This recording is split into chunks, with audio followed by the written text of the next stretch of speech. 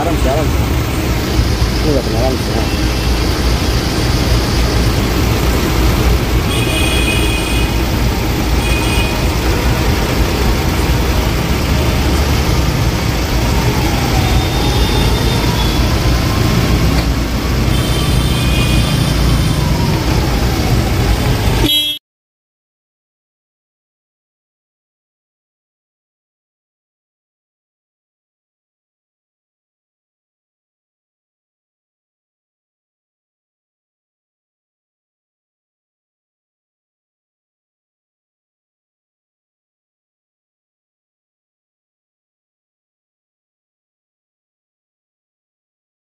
দিন অতিক্রান্ত যারা সন্দীপ ঘোষের অ্যারেস্ট নিয়ে দাবি তুলছিল, কেন 14 দিন এই খুন আর ধর্ষণের মামলায় সন্দীপ ঘোষ অ্যারেস্ট হয়নি? সিবিআই কে জবাব দিতে হবে।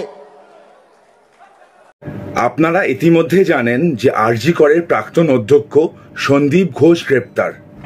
আপনারা এটাও জানেন যে এই মামলাটা আমরা করেছিলাম। আমরা হাইকোর্টের কাছে গিয়েছিলাম এবং সিবিআই তদন্তের আবেদন জানিয়েছিলাম। প্রথমেই ধন্যবাদ জানাই আখতার আলীকে তার শক্ত মেরুদণ্ডের জন্য। তিনি এসেছিলেন, তিনি সাহস দেখিয়েছেন মামলা করার। সেই রাতে অত প্রেশারের মাধ্যমে টালা থানায় যাওয়া, তারপরের দিন সকাল সকাল হাইকোর্টে আসা এবং মামলা, এই লড়াইটা আপনারা জানেন। এর পিছনে আরও অনেকজন আছেন, অনেক ডাক্তারবাবু আছেন, তাদেরকে প্রণাম জানাই। আমি নাম নিতে পারছি না, যারা আমাকে তথ্য প্রমাণ সাপ্লাই করেছিলেন। আখতার আলীর কাছে অনেক তথ্য প্রমাণ ছিল, প্লাস ডাক্তারবাবুরাও অনেক তথ্য প্রমাণ দিয়েছিলেন। তারা যদি না করতেন আজকে এই রায়টাও হতো না এবং এই সন্দীপ ঘোষ, না এই দুর্নীতিবাদ সন্দীপ ঘোষও গ্রেপ্তার হতো না। মহামান্য হাইকোর্ট, সিবিআই এবং সেই সকল মানুষ যারা এই মামলার ক্ষেত্রে সাহায্য করেছিল, সকলকে আমার প্রণাম।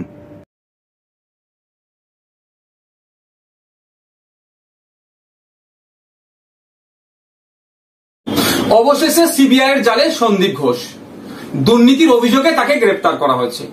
এই যে দুর্নীতির অভিযোগ, তিনি দুর্নীতি করেছেন, এটা নতুন নয়।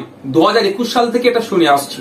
2023 সালে আরজি করের একজন শীর্ষস্থানীয় অধিকর্তাও বিভিন্ন দপ্তরে সন্দীপ ঘোষের এই দুর্নীতির অভিযোগ দায়ের করেছিলেন।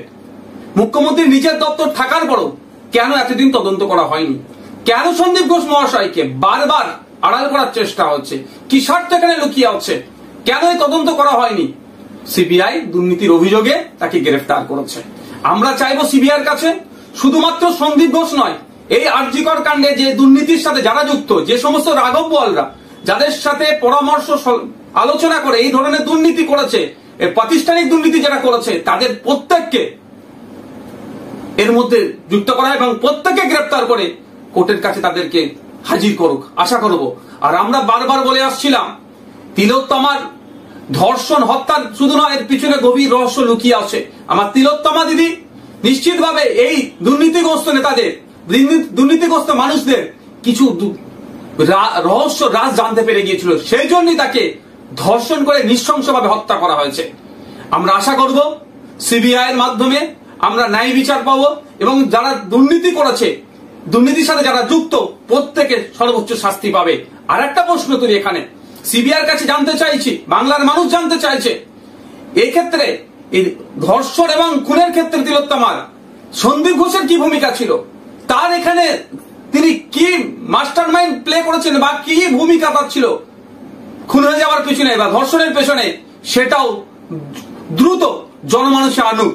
আগামী 5 তারিখে সুপ্রিম কোর্টে মামলা আছে, আমরা তাকিয়ে আছি সিবিআই এর পক্ষ থেকে সুপ্রিম কোর্টে কি সমস্ত ডেটা সেখানে সাবমিশন করে, তার উপর আমরা লক্ষ্য করছি। আমরা বাংলার মানুষ অধীর আগ্রহে অপেক্ষায় আছি। জাস্টিস ফর তিলোত্তমা কোনোভাবেই এই আরজি করের যে ঘটনা ঘটেছে মেনে নেওয়া যাচ্ছে না, মেনে নেওয়া যাবে না। আগামী দিনে এই ধরনের কোনো না ঘটনা ঘটে, তার জন্য রাজ্য প্রশাসন, সিবিআই এবং কেন্দ্র সরকারকে আরো সক্রিয় হতে হবে।